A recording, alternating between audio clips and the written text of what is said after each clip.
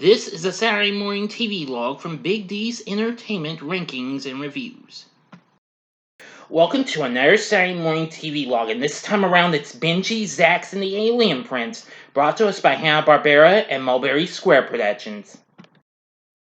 Greetings, my fellow YouTubers, and welcome to Big D's Entertainment Rankings and Reviews. This is a Saturday Morning TVLog, and I'm Joel, the Big D. So this time it's probably sorry, I'm getting tongue-tied here. It's on probably one of the most underrated and probably one of the most forgotten Saturday morning shows of the 80s, but I'm sure a lot of people might remember it. Benji, Zax, and the Alien Prince.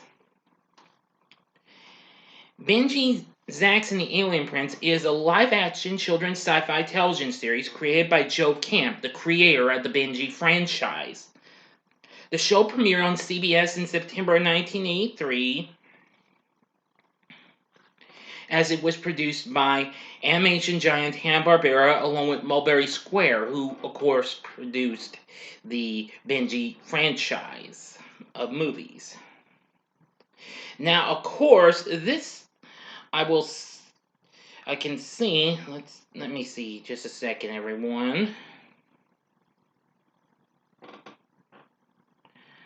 I'm trying to do my research. This won't take long.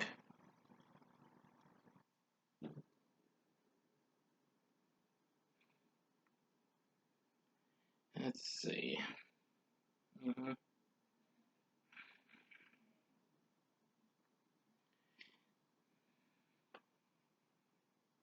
Okay. I'm just trying to make sure I didn't. Now, this would be Hanna-Barbera's first live-action show to actually come to us. Well, since The Skatebirds in 1977, but I might be wrong though, but that's all I can figure out. But anyway, I recently finished watching this series, and like I said, this is a very underrated show.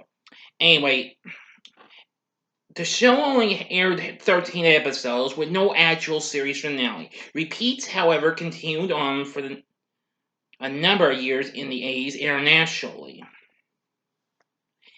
Now, the show focuses on the dog Benji as he helps an alien prince and his droid companion evade various henchmen sent by a dictator to capture the prince. The series was taped in various parts of the Dallas-Fort Worth Metroplex, with interiors taped at the Las Colinas Studios in Irving, Texas.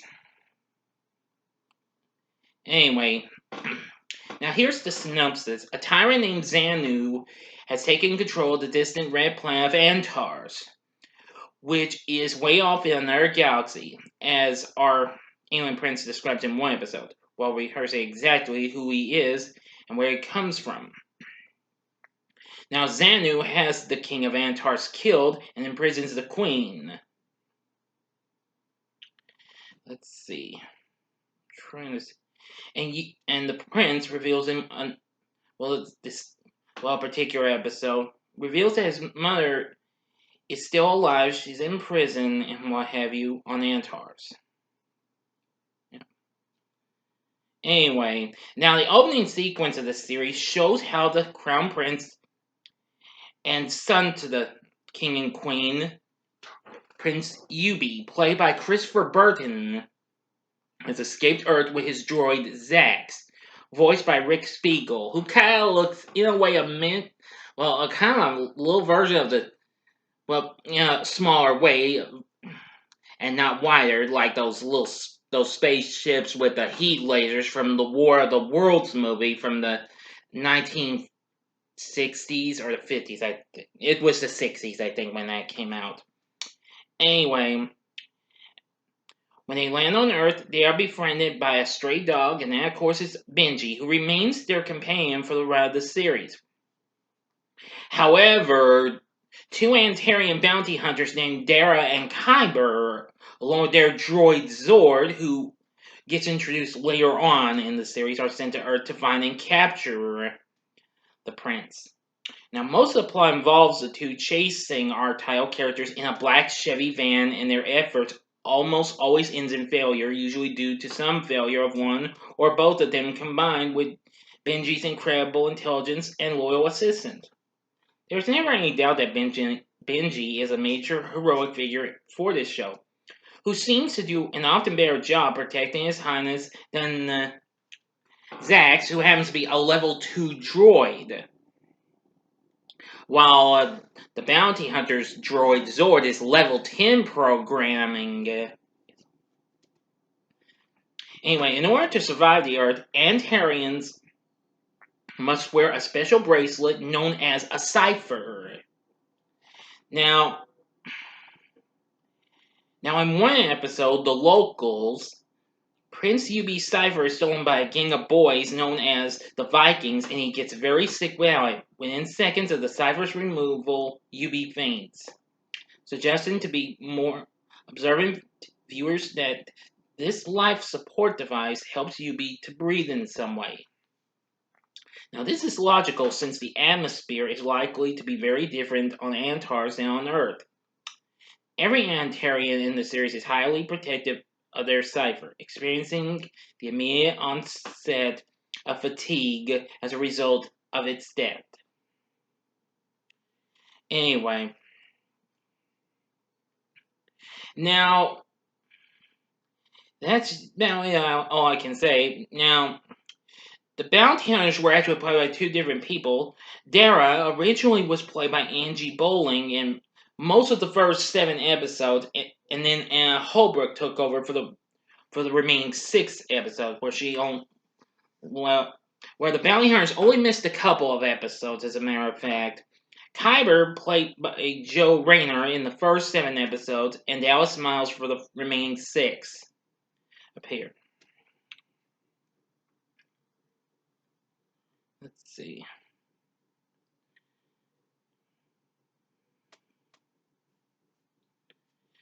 Now, there are other various actors